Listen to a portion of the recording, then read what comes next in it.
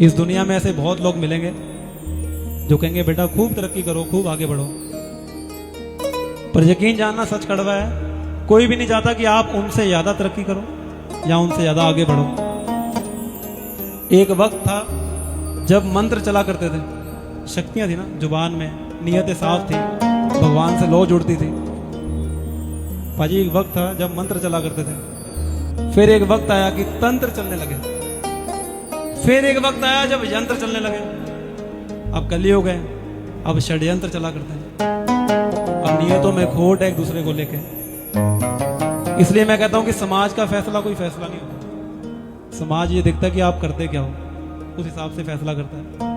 अगर आपकी हैसियत सामने वाले से ज्यादा है ना, तो आप जो भी कर रहे हो ना वो सही है, वो कहेगा भाई साहब ऐसे ही होता है।